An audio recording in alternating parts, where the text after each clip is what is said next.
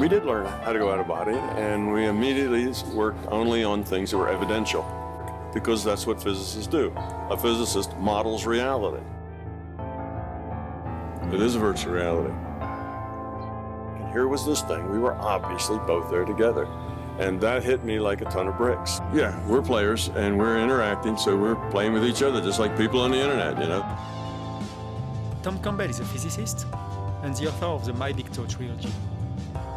During more than 30 years, he has explored alternate physical realities and has presented a theory that models our reality in a way everyone can understand.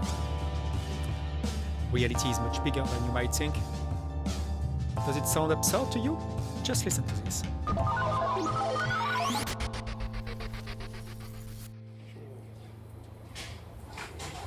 Well, I had just gotten out of graduate school where I did thesis work in experimental nuclear physics and took a job in technical intelligence. And my boss gave me a book, Journeys Out of the Body, which was written by Robert A. Monroe. So my boss hands me the book and says, Tom, read this. I want to know what you think, because I'm just a fresh physicist, you know, just out of school. And I read it, and what I told my boss was, well, if this guy's just making it up, you know, and trying to sell books, then he's got a good imagination.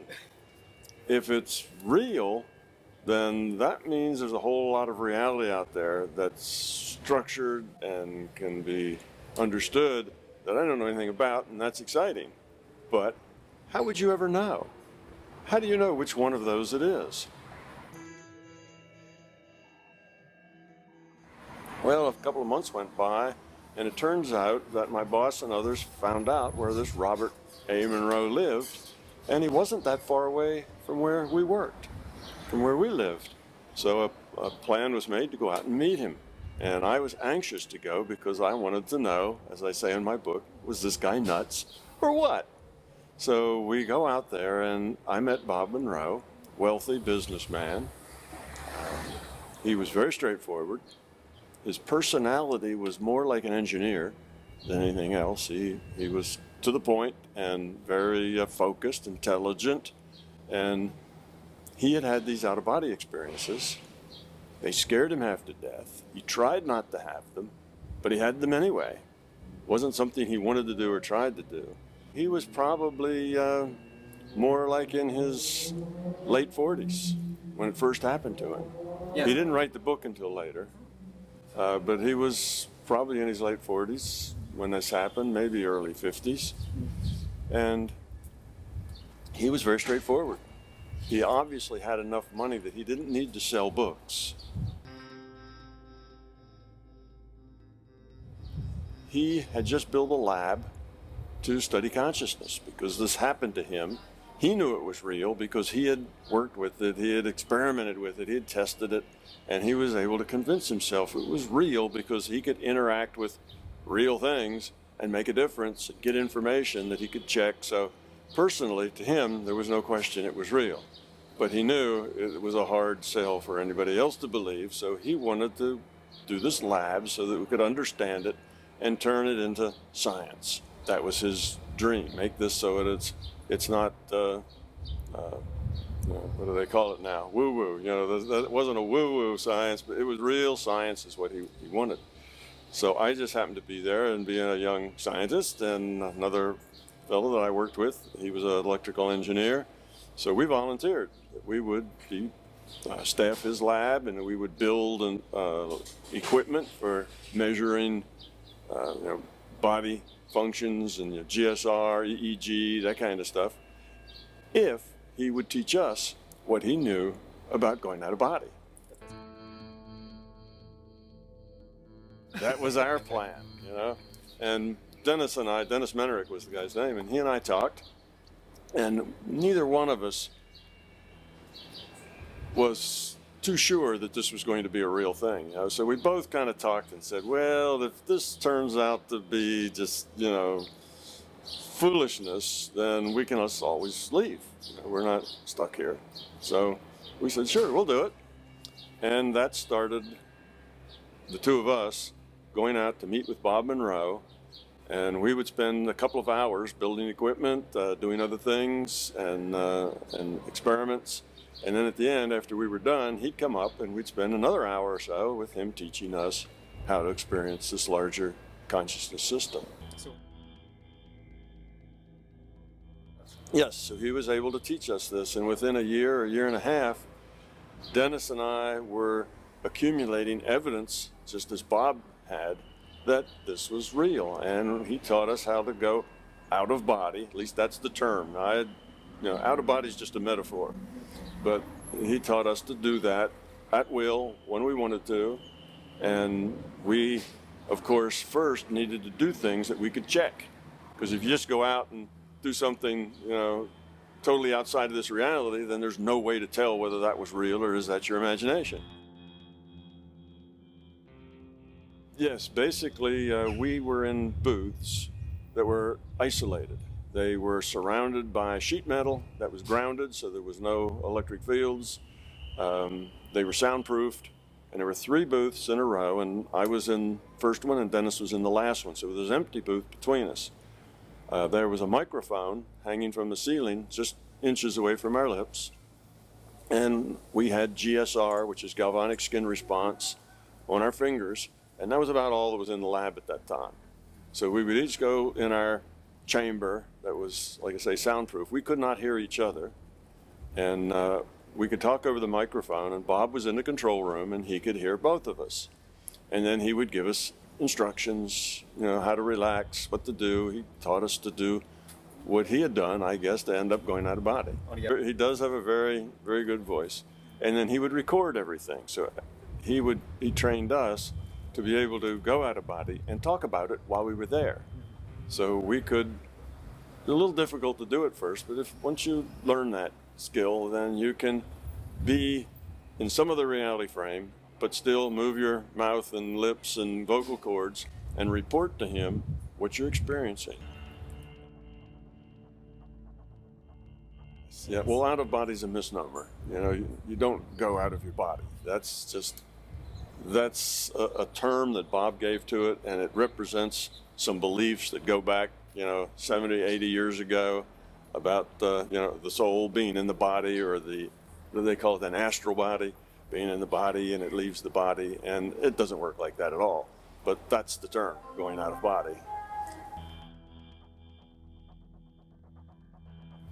We did learn how to go out of body, and we immediately worked only on things that were evidential, which means basically remote viewing. We'd go places and we'd be given coordinates or some other sort of thing, and then we would say what was there, and then we'd check it to see what was there. We worked some on healing, some on reading numbers written in a blackboard in another room, of course written on the blackboard after we were in the booths. Bob could talk to each of us individually or both of us at once, so we were isolated completely, but Bob could hear us both. Yeah, those recordings still, you can find them on the web, on the internet. They're still there. The old, we were called Explorers, the old Explorer tapes, and they were taken on cheap cassette tapes. This is Robert Monroe speaking. The following is made up of material taken directly from the voice tracks of Explorer sessions held here at our research facility. We offer them without our evaluation or comment, so that you can learn from them as we did, and form your own interpretation or analysis of what took place. Yeah, we learned this, and my job, being the physicist, was to try to understand how did it work, because that's what physicists do. A physicist models reality. That's kind of the definition of physics, if you will. We look at reality, try to come up with models that explain how it works.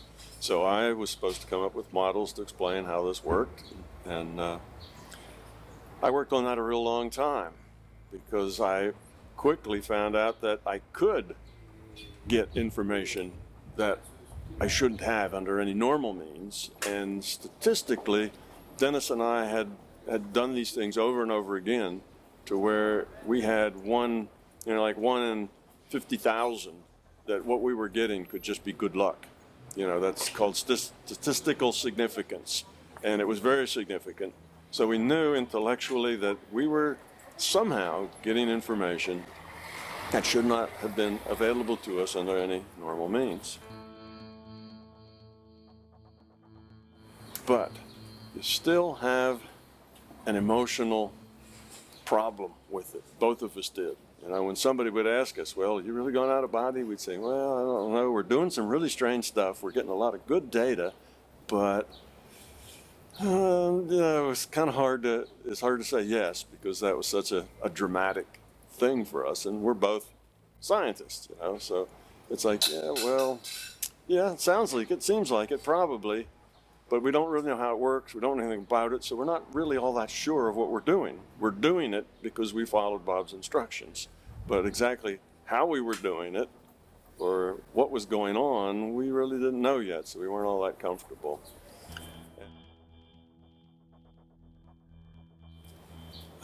One experiment that Bob gave Dennis and I was to go out of body together.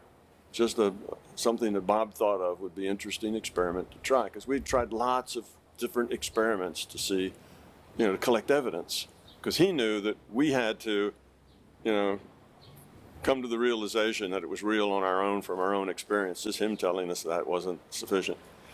So this experiment, Dennis and I were to leave our bodies. We were to go up above the lab, in the air, up above the roof, connect with each other, and then go off and have some experience anywhere we wanted to. It was open to us to do whatever.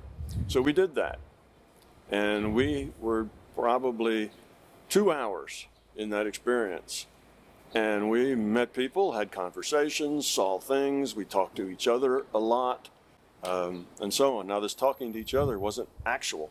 I never heard anything that Dennis said. He never heard anything that I said. We were in soundproof rooms, and Bob had us on separate channels, and we never were on the same channel. So we were disconnected from each other, both electromagnetically and acoustically. Anyway, at the end of all of that, we got out of our beds and kind of staggered up to the control room, and Bob was real, had a big grin on his face, and he said, well, do you guys think you were together? We kind of looked at each other, and I said, well, it seemed like it, and Dennis said the same thing. So he said, well, listen to this, and he flipped the two tape recorders to play at the same time. So there Dennis and I were talking to each other, answering each other's questions, seeing the same thing, and it was obvious that we were together, we were in other reality frames, and we were experiencing the same things. Oh, it was, like I say, we talked to entities, we had conversations, we saw places, buildings. So for you, it was like? For us, it was like this. It was like this bush. It was physical, and we were describing it, and we would point things out to each other. Oh, do you see that? You know. It was like this. We would see something, and Bob would ask us a question. Well, what is that in front of you, or what's off to your left? Because Dennis may have already said something, you see, so he'd give that to me. So then I'd look and I'd tell him what I saw. And then, you know, I would talk to Dennis in the out-of-body state. And in the out-of-body, of course, I'm not using my voice then. Talking to Dennis in the out-of-body state, it's all telepathic. We're both out of body. So it's maybe a little confusing to your listeners here. But when I say I was talking with Dennis, then we were talking to Dennis telepathically and out of body. And we would talk to each other. Did you see that? Or whatever. So we're not talking to each other through the headsets. Anyway, we got back, and here was this thing. We were obviously both there together. And that hit me like a ton of bricks, because I'm very skeptical, like a scientist should be. And I wasn't quite ready to admit yet that what we were doing was real until that happened. And for me, there was no other explanation other than we were in another reality frame together. You know, Dean Radin has a nice little thing he says. He says, science is not about proof. He says, proof is for whiskey. He says, science is about evidence. And that's true. This was kind of the last straw as far as the evidence. I had a lot of evidence, but I'd only accepted that at an intellectual level. This I accepted at an emotional level. This was the last straw for that. So there was no other explanation that, other than the fact that we were together in another reality, experiencing something, and we had done it together, so it couldn't be my hallucination, and his hallucination couldn't be interactive like that if we were hallucinating. You see, the only way that we could be interactive like that is if it were actual. We were there, having the experience. Otherwise, you could say, well, it was your imagination. Well, we can't have each of our imaginations interacting with each other. See the point? There's no way out of that. There's no, it was a hallucination, it was your imagination, etc. In this one, because that couldn't happen and still have this interaction. So that's why I was kind of trapped emotionally to say, yes, this is real. And that was a major thing for me.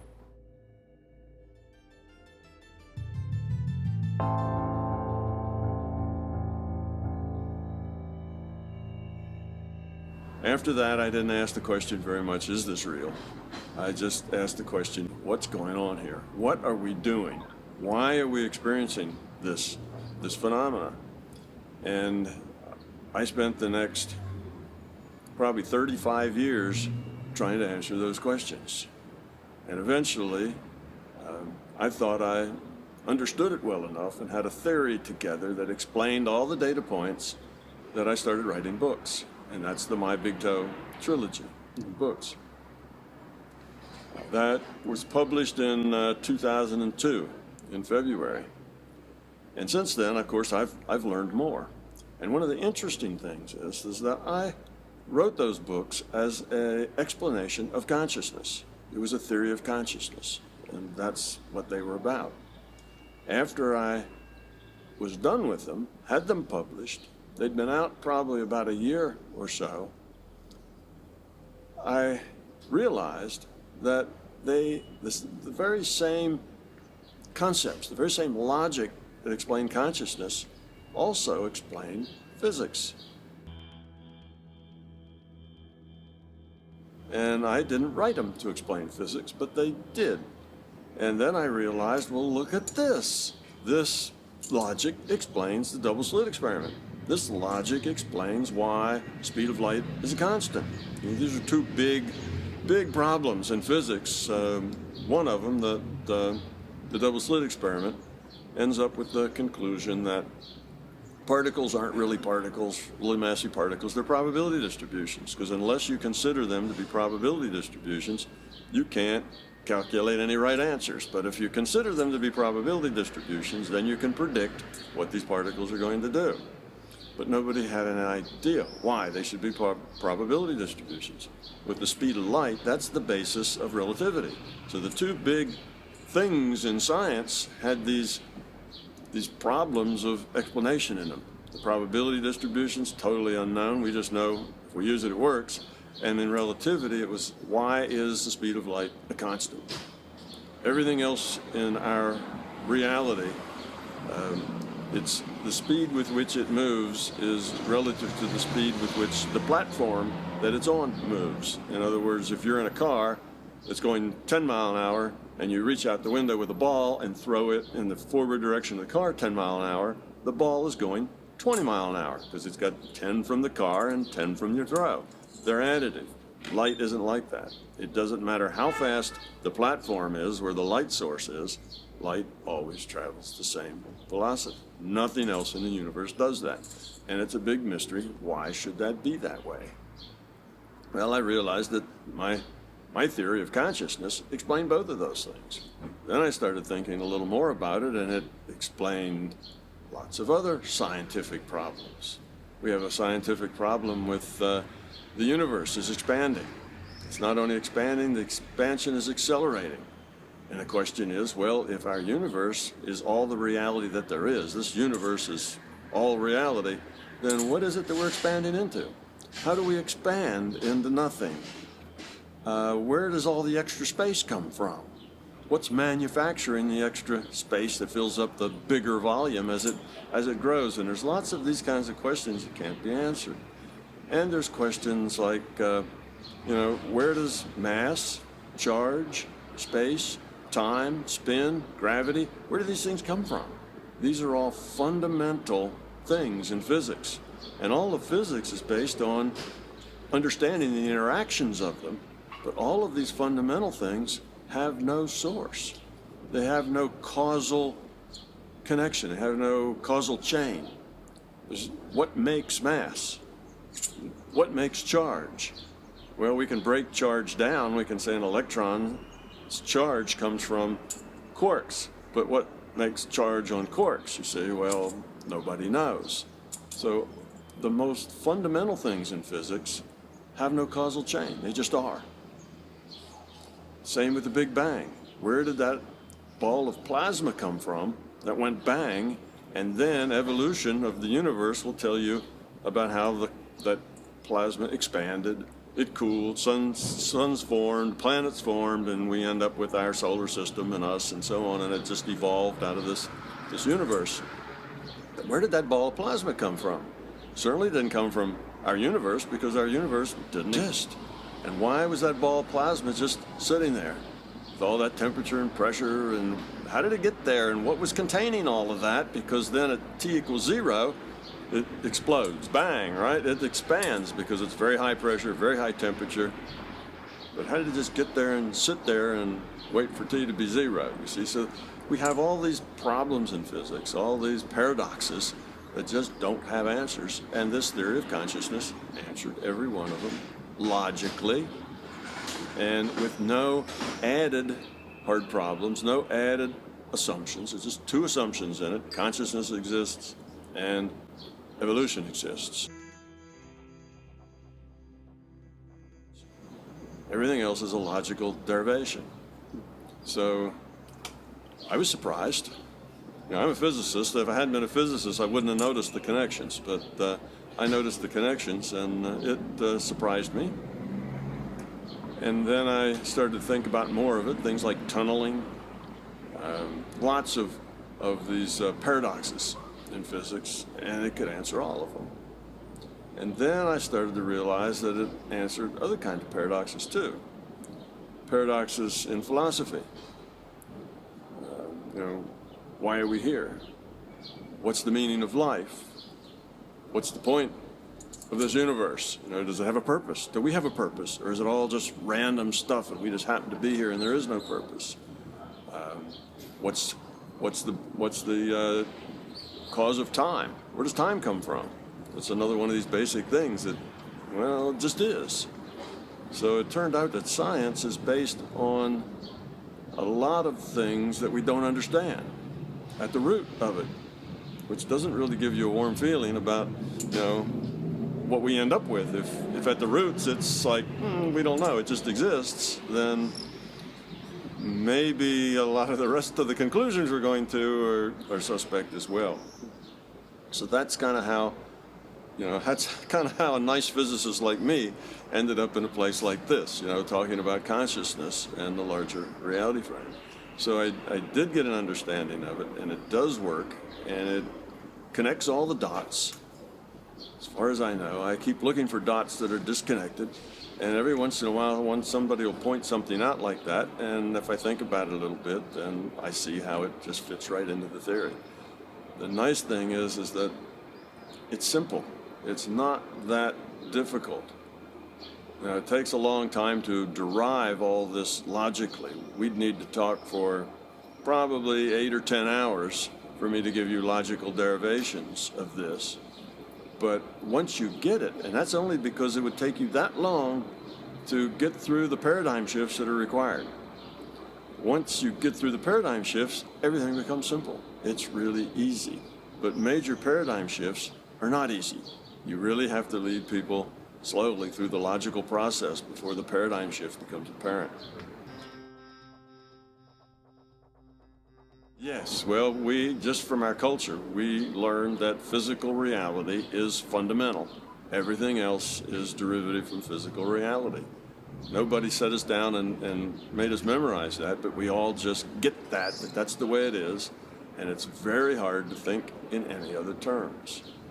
It turns out that reality is not, our physical reality is not fundamental. that our physical reality is virtual. And back in 2002, when these were published, myself and Dr. Edward Fredkin, another physicist, and a few other people were about the only ones that I could find anywhere on the internet that thought virtual reality was a good idea, was correct. That was just a little more than a decade ago. Today, virtual reality, and by that I mean that our universe is based on information. It's information-based. It's calculated. That means it's a simulation. That means it's a virtual reality. So that's what we mean by virtual reality. That it's a computed universe, and information is really at the base of it all. It's like a game. It's like World of Warcraft or The Sims. It's a virtual reality game. Well, if you have a game, you need to have a purpose. You don't just make a game for no reason. And you have to have, a process that works the game. And my theory of consciousness then explains the game and how it came to be, why it had to be the way it is, because it's not just that I make up this thing about a game, but I start with my two assumptions of consciousness and evolution. Everything else is, like I say, it's a logical derivation. So the purpose of the game has to be, this purpose, otherwise the whole logic, doesn't work. And the process has to be the way it is because it's just the outcome of a logical process. So none of this is introducing any new strange assumptions, no new hard problems, no new paradoxes are created.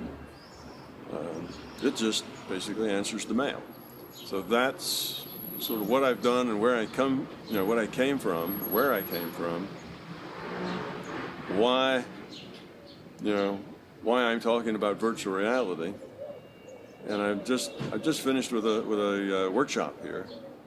Had about 80 people in it, something like that. And most people come in with the idea, this is really weird, this is strange, but I'm interested. Because they're interested in the nature of reality and how reality works and what's their part in it and what they should do to play the game better. And usually by the time I get to the end, and I'm mainly telling them logical process, almost everybody gets it.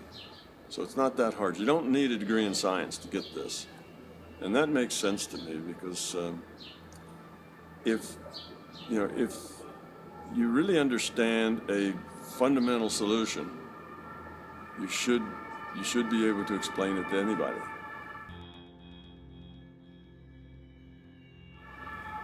Any reasonably intelligent person ought to be able to get it.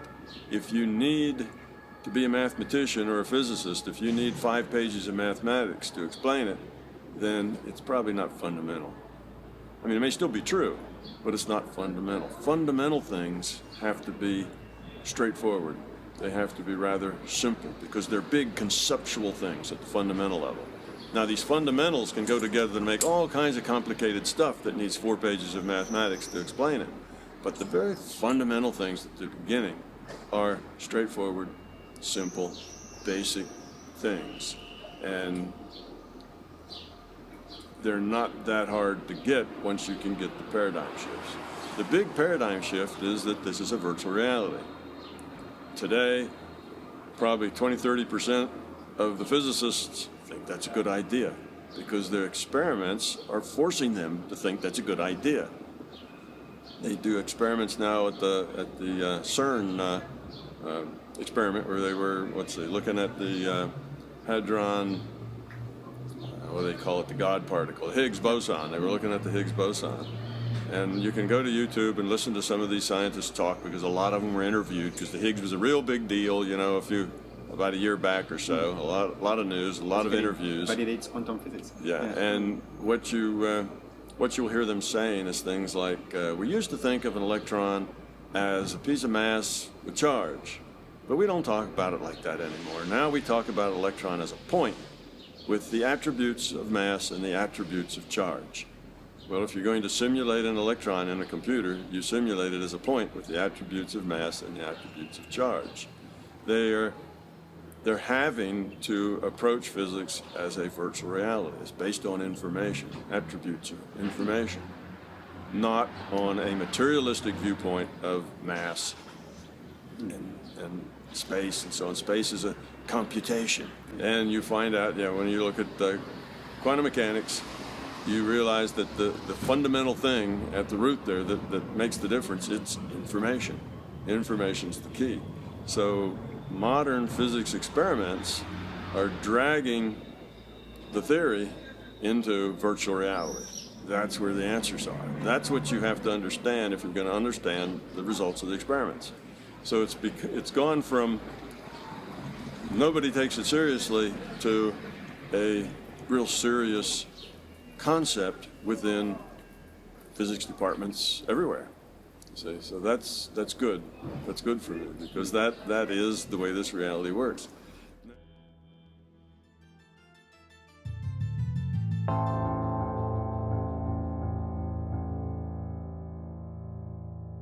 So, given that this is a virtual reality, let's start with that assumption just for this discussion, that it is a virtual reality.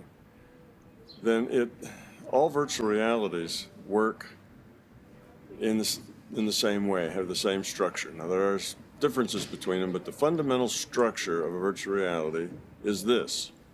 And I'll use the World of Warcraft video game as a way to talk about it. In the World of Warcraft video game, there's two things that are important to notice. One is that there are three components. One component is the computer. There's a computer that's computing the virtual reality. The second component is the virtual reality itself. That's the computed reality, and that's on a hard drive. It's a dynamic reality, but it's just data, information on the hard drive. And then the third component is the player. Virtual reality requires a computer and a player. And in fact, the computer and player are the only two active parts. So the computer creates the virtual reality, and the player looks at the data. It sends that data to the player. The player displays it and interprets it. And in this case, World of Warcraft, there's a bunch of pixels. The player looks at the pixels, interprets what that means, and then the player makes choices. The player decides to make its elf, run or stay or fight or whatever. The player sends those choices back to the computer. The computer implements them in the visuals that it's computing, so the elf runs or fights or whatever it's told to do, and sends that data back to the player to show him what has happened. The player makes more choices. So it's really an interchange of data between the player and the computer. The virtual reality itself is just information on a hard drive someplace that keeps getting updated, every so often. So the second thing to know about this is that both the computer and the player cannot be inside the virtual reality that's being computed. Okay, now what that means is that the elf in the World of Warcraft, the World of Warcraft map or world is his reality frame. That's the World of Warcraft reality frame. The computer cannot be inside that reality frame because a simulation cannot simulate itself.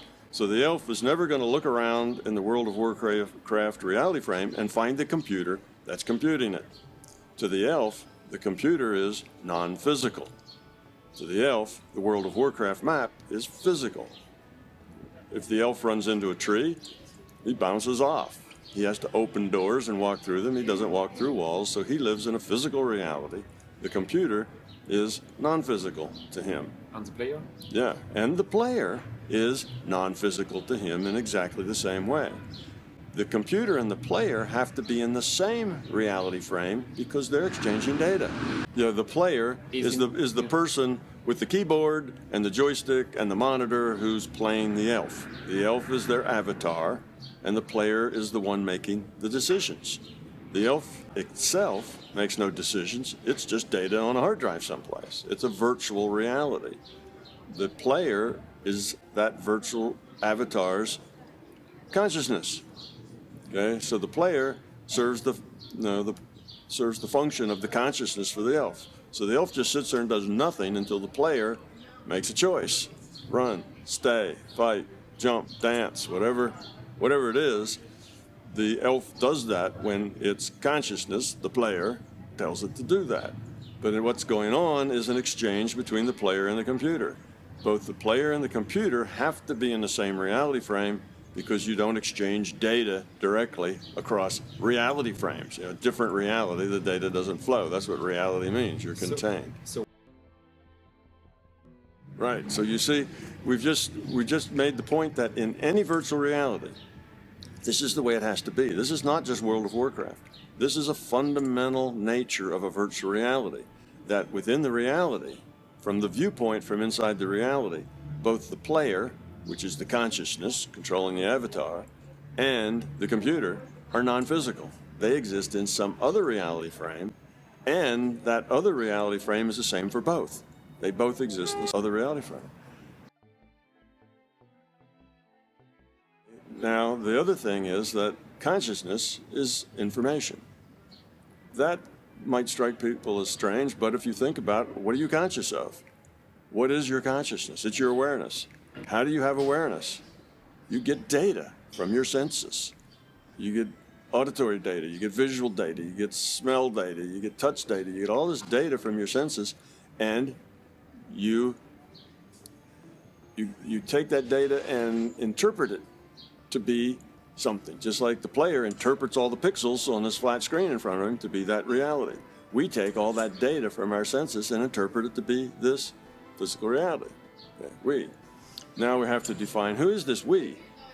Okay, now let's get to this reality. If, like physics is telling us now, that reality is virtual, then this, what we see as physical, is only information on a computer. That's what they're saying. It seems to be information-based, and that our consciousness is in another reality frame other than this one. And the computer is also in that same reality frame that's other than this one. Well, we know that consciousness is about information. It's information processing, taking in information and then interpreting it into be a reality. We know that computers are information processors because we know that's what computers do. They're both in the same reality, and it makes sense then that the computer and the consciousness are connected somehow. Well, yeah, they're communicating, right? They have to be connected, they're communicating. So, yes. So you see, consciousness is the player. And when you're the player in World of Warcraft, you are the elf's consciousness. Consciousness can't be on a hard drive. That doesn't make any sense. Consciousness makes choices. Data on a hard drive doesn't make choices. Consciousness has to be some other reality frame. So it's easy to see in the World of Warcraft that the consciousness and the computer are in the same reality frame, and that the elf is in a frame that the elf finds to be physical, and the elf is just a information. It's just information on a hard drive. Okay, so that makes sense, but now we extrapolate that to our reality. Okay, here we are in this physical universe. It's just a virtual reality. What does that mean? That means our consciousness is in another reality frame that is non-physical to us, that the computer is in another frame that's non-physical to us, and that they're both in the same frame. They're both information processors. So we think then that this other reality frame is what I call the larger consciousness system. It's a digital information system, and part of that digital information system serves as the computer. Another part of that digital information system serves as the consciousness. Okay? So the player. As the player, right. Serves as the player of the game.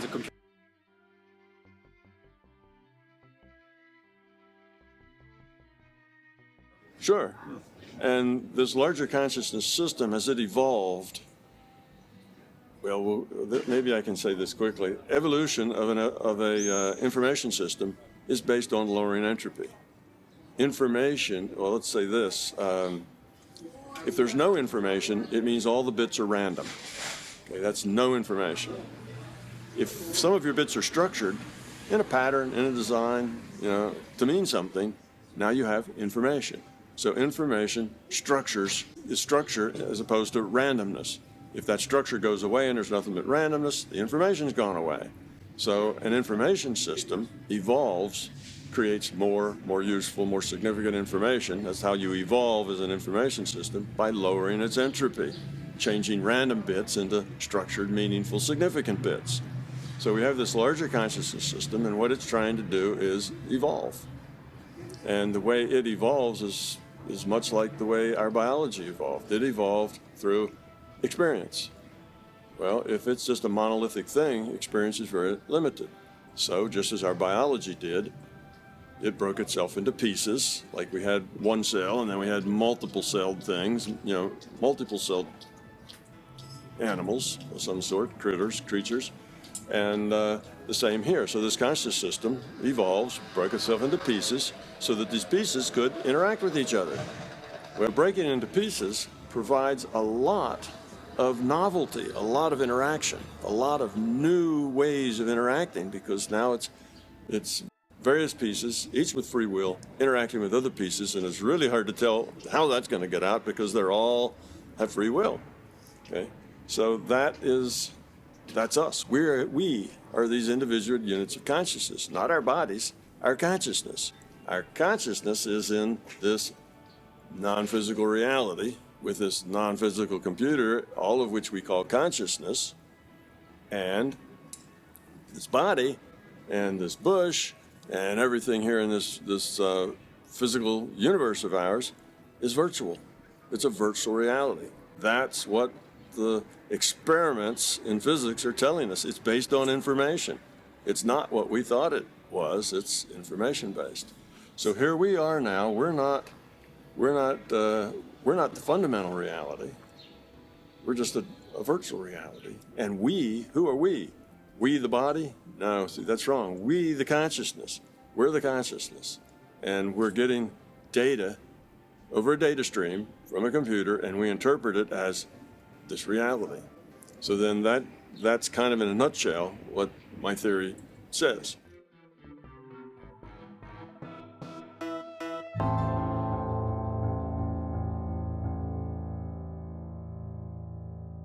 Okay, well, when you realize that, you realize now there's a purpose to this. The larger consciousness system has to reduce its entropy in order to survive. So if you don't work at reducing entropy, entropy just increases. To reduce entropy, you have to keep making an effort to reduce entropy. So the system has to continue to evolve and reduce entropy. So it breaks apart to have all these pieces to give it novelty. So now we have purpose. Well, what's our purpose? Our purpose here is to reduce entropy. Well, what does that mean? In a social system where you have interacting entities and their job is to reduce entropy, it turns out that they do that most effectively in their social interaction with cooperation, with caring, you see? And I had that under love.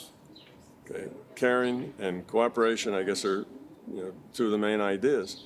On the opposite end or the way that they could interact would be fear. Fear is the opposite of love.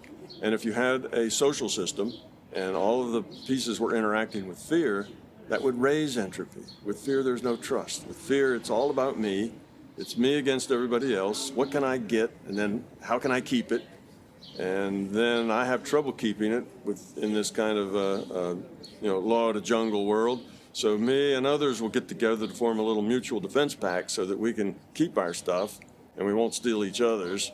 And other mutual defense pacts do, and then there's war between those. And you see that I'm kind of describing where we live, right? That's the fear-based reality. Well, that doesn't that doesn't grow very well, because if somebody builds something up, somebody else tears it down or gets rid of them and takes it over. Then somebody else tears it down. You see, there's all this me, gimme going on, and that doesn't produce lower entropy. That produces higher entropy. Cooperation. How can we help? How can we work together to produce something that optimizes a social system's interactions? Okay. So our purpose then becomes to become love, to become cooperative, to become caring, make it about other more than about self. And that becomes our purpose of us as individuated units of consciousness.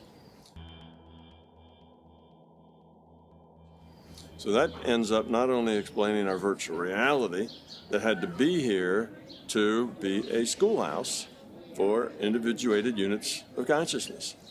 Why do we need a schoolhouse? Well, if it wasn't for this virtual reality, what would we be? We'd be a bunch of individuated units of consciousness just chatting with each other. Think of a chat room with, 7.5 billion people in the chat room, no rules, just a chat room. And we're supposed to take those choices that we make in this chat room and grow up from them. Well, there's no traction. How can you grow up when you have no idea whether anybody's telling you the truth, whether the effect of the information you send, they don't know the effect of the information you receive. There's just no traction, no feedback in the system. Well, the way you get feedback is by making rules. Make the system such that there's constraints in the system and how people have to deal with the constraints, and make it a multiplayer game so that they interact with each other and have to deal with the constraints of each other and with the stuff. So the more rules, the tighter rules you make, then the more physical it looks like. So we're in a rule set that's pretty tight. It's called our physics. That's the rule set. And we can only interact here according to our rule set. I can't jump 100 feet in the air because the rule set doesn't support it. See, it's that sort of thing. So we have to abide by our physics. So our bodies, our physical systems, are avatars, just information on a hard drive. Our consciousness is non-physical to us, but it's a more fundamental reality than this reality. See, we're not in the fundamental reality, we're in a computed reality. Our consciousness is the fundamental reality. We're here so that we can make choices, because by the choices we make, we either increase entropy or decrease entropy. If we're going to evolve our consciousness, and I call that evolve the quality of our consciousness, we need to decrease entropy. That's what the system does. That's how the system stays alive. That's how it lowers its entropy. So we've got a job to do, and it's to become love. Now, how does one go about that? So I'm kind of quickly going through the parts of the theory, but how does one do that? Well, one finds out that if you're in a reality game like this one, and you're in this schoolhouse, we could call it a entropy reduction trainer, sort of like a flight trainer that the pilots get into. This is an entropy reduction trainer. And if you are increasing entropy, you're going the wrong direction. You're creating a problem rather than part of the solution. And when you do that, things just don't work out very well. If you're in the world of Warcraft and you just don't play the game right, you do things that are all counterproductive, you just don't get anywhere. You see, the game is made for a reason. So we have fear. Fear creates two other things. It creates ego, I want, I need, and it creates beliefs. If you have fear that there's something important you need to know, but you don't know it, well, then you can just believe it, because the fear of the unknown is worse than, just making a belief and live with it. So we create a lot of beliefs with our fears. So the ego, the fear, the beliefs are what we need to overcome. And as we overcome, we evolve the quality of our consciousness. So individuals who have a higher quality consciousness, they tend to live in a state of happiness. They enjoy life, love, caring. They're very positive people that mostly positive things happen to. People who are bound up with their fear and their ego and their beliefs tend to be unhappy people who are kind of miserable because they're trying to swim against the current, if you will. They're doing the wrong thing in this entropy reduction trainer. Yeah, there's games like there's rules, and that's just the way it works. So when you are Your ego causes you misery. If it's all about you, you'll probably never be a very happy person. If what you do in life is manipulate other people to be the way you need them, to manipulate events and things and people and processes to be the way you know is best, to be the way you want them to be, you are driven by your fear and ego, you're not going to be a very happy person. You're going to always be frustrated because as you try to manipulate things, you can't succeed. You see, it never succeeds. You try and try and try, but it never happens. Things and people and processes are always doing stuff other than what you want, and you just can't ever get to hear from there, so you're frustrated, you're not satisfied, you're unhappy, you're angry, and so on, and that's not a very nice life. Yeah, so it's basically the idea that we are here to lower entropy is a part of the theory that explains consciousness. It also explains physics. So I say we derive physics from this theory, and we have a purpose, and that purpose is to grow up, and morality is part of that purpose. We're back to the good versus evil, right? Which is a theme of everything. Well, it's a theme of everything. Our literature, our plays, everything we do is this good versus evil is the theme. Well, that's the theme, you see. The good is to lower your entropy. The evil is to raise your entropy. So the whole thing is the struggle of good and evil. We come here with the idea that we're going to lower it. And if we make good choices, every time we make a choice, that choice will either lower entropy a little or raise it a little. If the choice is one out of anger, it's going to raise it a little. If it's one out of caring, it's going to lower it a little. It's going to make everything work better if it's out of caring. So this is the nature. Yes, that's why. Because we are evolving our quality. As we do good, we feel better. Our life gets better. And if you can build a good quality consciousness, you live in a happy place. There's joy in things. It's a matter of everything that happens to you. And here's a real short way of looking at life. I'll kind of back up a bit. Here's a short way of looking at life. Stuff happens, and we get to deal with it. That's life. That's everybody's life. Stuff happens, and we get to deal with it. We put all of our focus on manipulating the stuff that happens. We want to make sure that everything that happens is the way we want it to happen. So we struggle to manipulate that. Well, that's the wrong thing to be putting your focus on. What you should focus on is how do you deal with it? You deal with it with caring, love, with compassion, then you're going to grow. Your life will get better, and you will be a happier, more satisfied individual. If you're constantly trying to manipulate to make it the way you want it, well, that's ego. And why are you doing that? Because you fear it being some way other than the way you want it.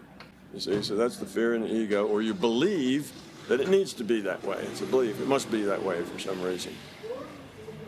So that's the nature of our reality. That's why we're here. That's our purpose. That's what makes us happy or miserable. We make all of our own misery. And one of the points in this reality, and I won't try to derive it, there's not time for that, but there's feedback. A good schoolhouse has to give the students feedback. And one of the instruments of feedback is that we get to modify future probability. Future's not a done deal. We have free will, but there is a probability of things that can happen in the future, and we get to modify that probability with our intent. So intent modifies future probability. The system calculates future probability based on past actions and what's possible. So it looks at all the things that are possible and what the probability of them happening is.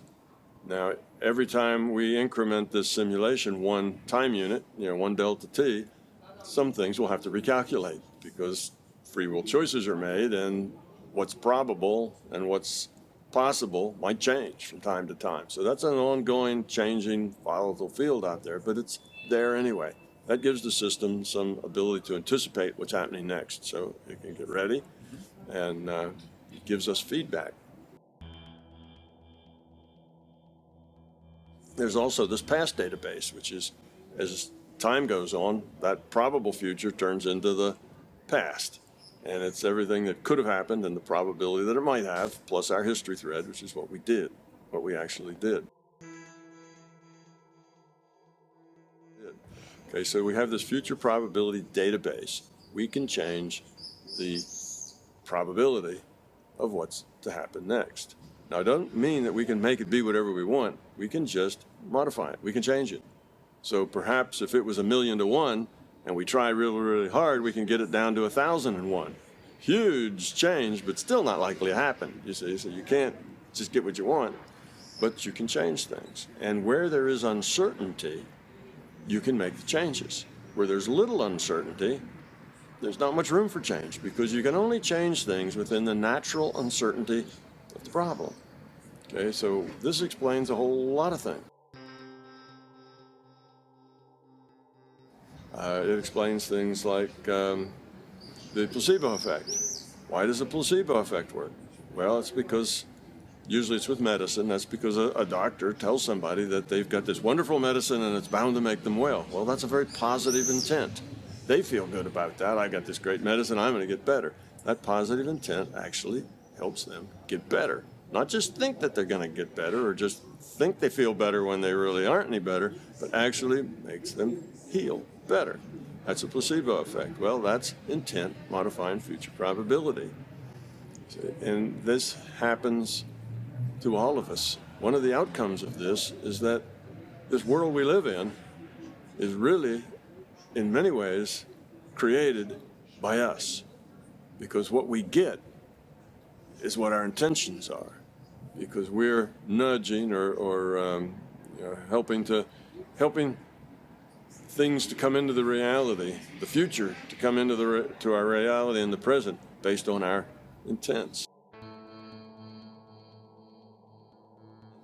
So if you look around at the world and you see, gosh, what an awful place. There's wars, everybody's fighting, people are trying to take advantage, there's greed, everybody's ripping off everybody else, and you look at this, that's us. That is an accurate description of the average level of entropy or consciousness quality amongst human beings. So that's us. And when we get better, all that will get better.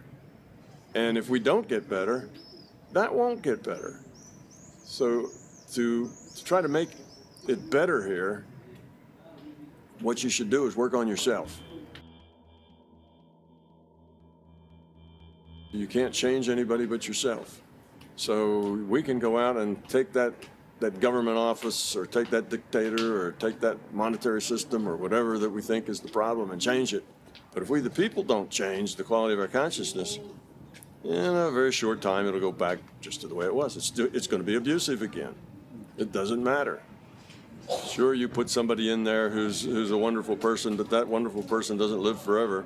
And normal people eventually come and whatever, and it's going to get just the way it was. So trying to fix it from the outside. Let's go fix the outside. Let's go fix the politicians. Let's go fix, our neighbors or people who aren't nice. Let's go fix them. It doesn't work. All that works is if we fix ourselves. It's the only person that we can fix. And if we do that, that's our maximum contribution to fixing it all. Now, it doesn't mean that you should sit back and not take part in things. Sure, go out and protest, carry your sign, make a lot of noise, because that's educational. And as long as that's educational to help other people see a bigger picture, well, then that'll help move us to change. So yes, get involved, but you have to realize that the point here is education. Not burning something down, not, executing the bad guys, not replacing the president or whatever. That's not the key. The key is to educate people so that they see the bigger picture. And as they grow up, our institutions, governments, economic systems, they will get kinder and gentler as we get kinder and gentler. And they will not get kinder and gentler if we don't get kinder and gentler. So it's up to us, you see. And like I say, your maximum contribution is to get yourself improved to a higher quality consciousness. So that's kind of the big picture with physics and where I started. And basically virtual reality is the key to this idea. It answers all the mail, and I mean by that it runs, it connects all the dots in science, in philosophy. The Buddha said that this is all illusion. Maya, it's just illusion. Well, this is a virtual reality. Buddha was pretty close to being right on then. We've probably heard the expression that, love is the answer. It's all about love and caring and other people. Well, that's true. That's what it is. We hear things like, we're all one. Well, yes, this is a larger consciousness system, and we are all connected, and we're all netted. So we can communicate to each other through this consciousness net, if you will. That's where the Jungian archetypes come from, our inner communication with everybody. So a culture, the people that all identify with that culture, they're all connected in a way with their consciousness. You see, so that's how you learn through your culture that this reality is just physical. Well, it's not true, but it's a cultural belief. So you just get it. You get it out of the air. Nobody explains it to you. It's just there. It's part of your consciousness.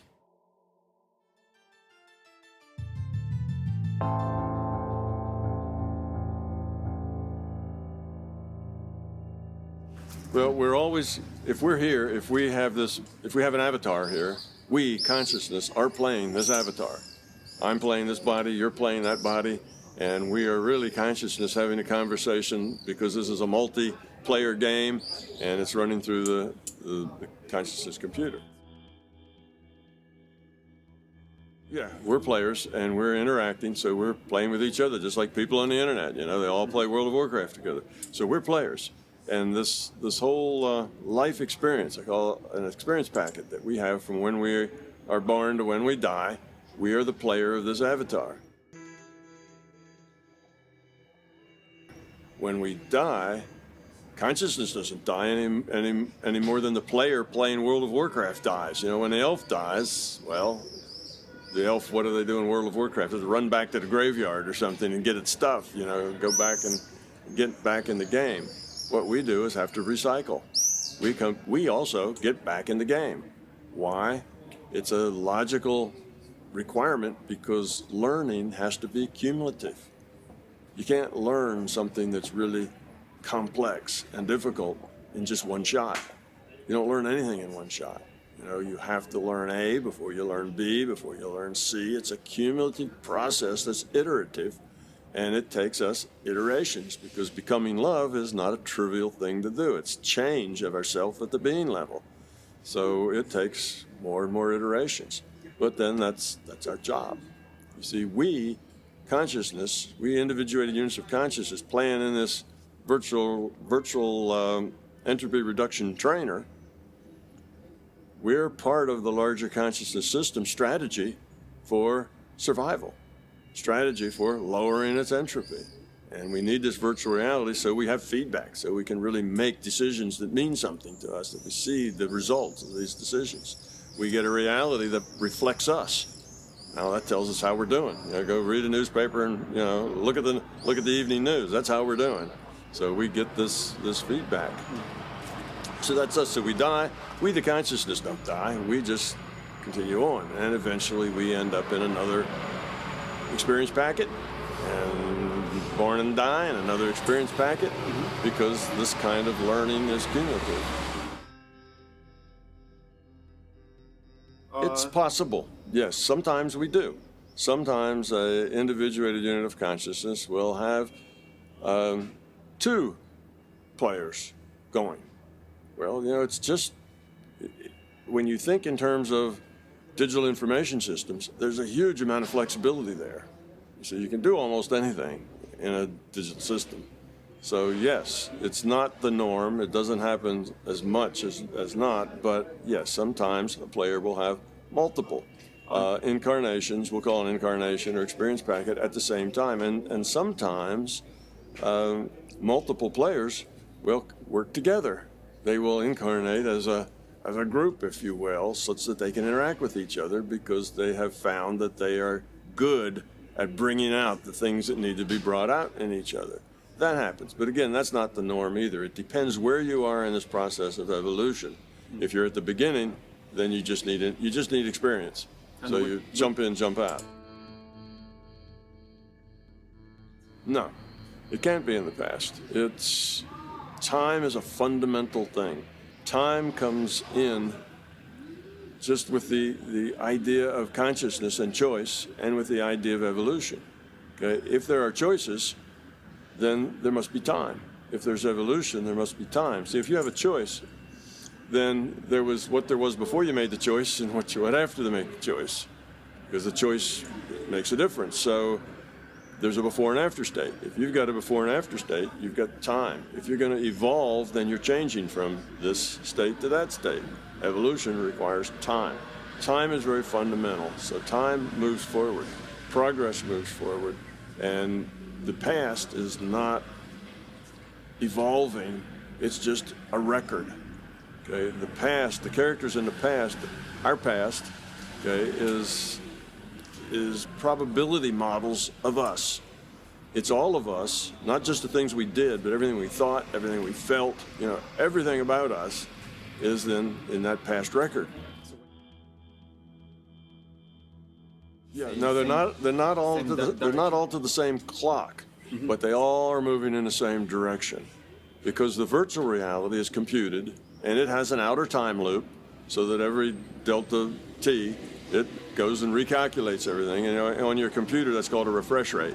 If it's an older computer, 60 times a second, your computer gets refreshed, which means all the pixels get, recalculated. The intensity and the color all get recalculated. Every pixel, every 1/60th of a second. That's the delta t I'm talking about.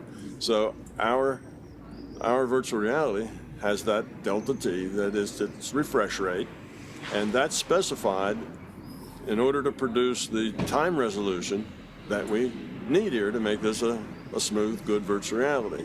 Just like there's also a delta x that specifies the resolution in space. So Planck time and Planck space.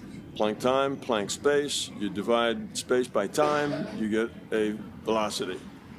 And that is the speed of light, because the time, the delta t time, has to be a constant, because you can't have a refresh rate that's all over the place. Otherwise, your reality is very weird, very squirrely. It's not the kind of good learning lab.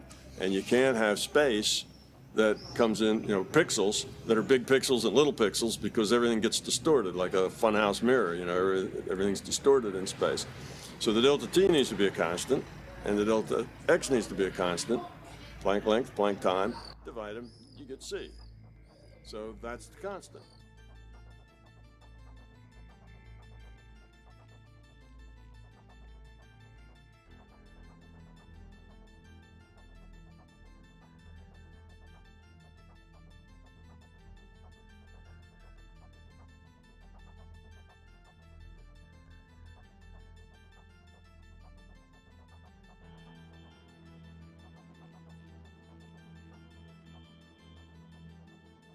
That's why C is the constant.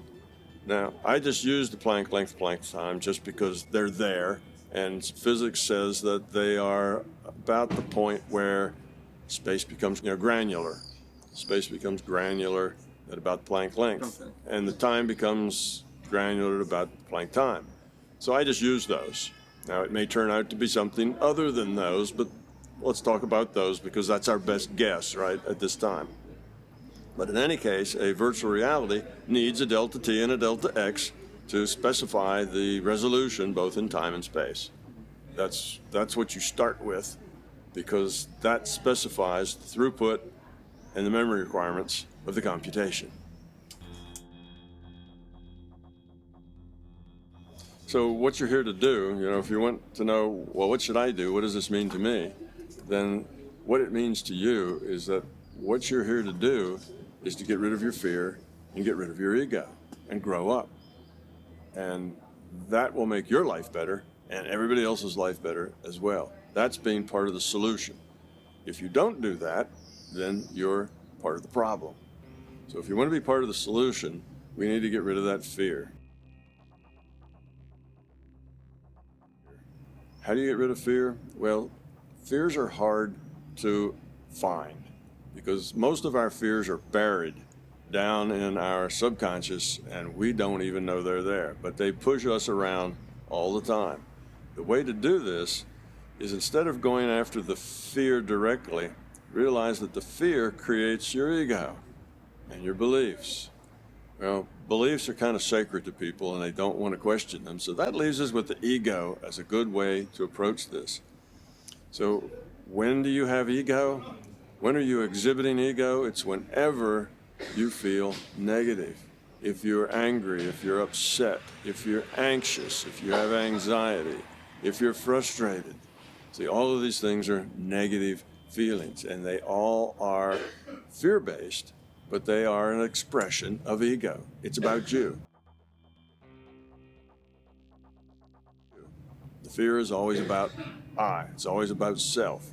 So the ego is concerned with self.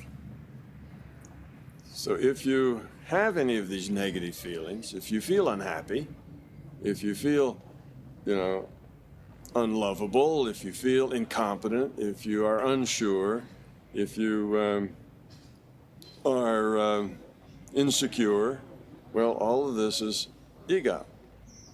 Trace the ego back to find the fear that creates the ego. That's how you'll find the fear. And when you find that fear, the only antidote for fear is courage. So when you find that fear, first it'll help you just to know what the fear is, rather than this thing, driving you out of your subconscious. It's just to name the fear and say, oh, this is my fear. That's why I have this ego. That's why I act this way. That's why I need it to be that way. That's why you make me angry. Well, you don't make me angry. I choose to be angry, you see. You have to take responsibility for your choices. If you're angry, it's because you choose to be angry. You could choose to be some other way besides angry. But you're probably not aware of that because your fears and all that are buried someplace, and anger is what you get. Okay, so when you find out what the source of this anger is and the fear and understand it, then accept it. Just say, okay, if I'm incompetent or if I am insecure, let's say I'm incompetent. If I'm incompetent, then I accept that. I'm just not very good at what I'm doing. I'm not very good at life. I'm not very good at being a parent, or I'm not very good at my job or something, and that's a fear of mine. So I fake it all the time. I act like I'm really good, and I kind of dare people to challenge me because that's how I deal with this fear. Okay, so just admit it. Say, I accept it. I'm just not that competent, but I'm going to go and do the best I can anyway, and as maybe I can learn to be more competent. Because once you admit the fear, then it's easy to become more competent. As long as you're in denial that that's a problem, it's impossible to become more competent. So then you work on that. But once you accept it, you've basically pulled its teeth. It can't bite you anymore because you accept it. Okay, that's the way I am. So now you don't have to hide it. You don't have to run from it. You don't have to deny it. You've accepted it. Now you can deal with it. You see, instead of be bullied by it and pushed around by it, you can deal with it. And you deal with it by just letting it go. And what you'll find out is that it's a paper tiger. There wasn't any teeth in that mouth anyway. And you really weren't all that incompetent. You just had this fear of being incompetent. Why? I don't know. When you were 6 years old, maybe everybody kept telling you everything you did was wrong. And you just got this feeling, you see, that you were incompetent. So you carry that fear around with you. So you find out it's a paper tiger with no teeth. And then the load comes off and you feel so much better. And now it's much easier for you to grow your competence because you're no longer struggling with this fear. So that's kind of the way it works. So that's how to do it. Find the ego. Find all those times when you feel negative. Trace it back to the fear. Accept the fear and let it go. Have the courage. Here's where the courage comes in. You have to have the courage to accept that fear and then go on anyway. And that takes a lot of courage. It's easy to say, it's harder to do. But if you do that, you'll find those fears will just melt away. And don't try to work on them all at once. Just one at a time is good enough. It's interesting. I typically run into mostly young men more than young women who tell me, I don't have any ego and I don't have any fear. And I tell them, well, do you ever have any negative feelings? You ever get angry, upset, think you're being abused, or, you know, saying it right? And they go, oh yeah, I got plenty of that.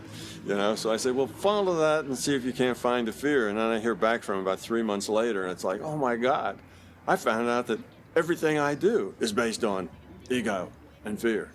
I'm totally controlled by my ego and fear. And if you look at it, that will be what most people will find out. They're totally controlled by their ego and by their fear and by their beliefs.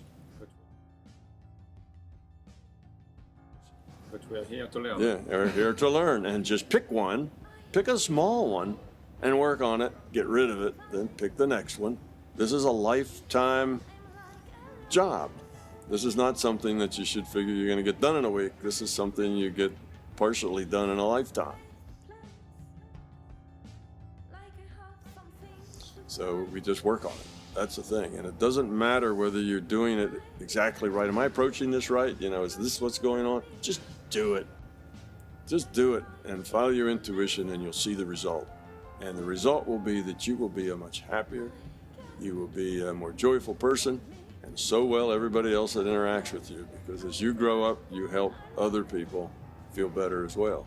So that's like, you know, what should I tell people about, you know, what they can do to change themselves, which will eventually change the world.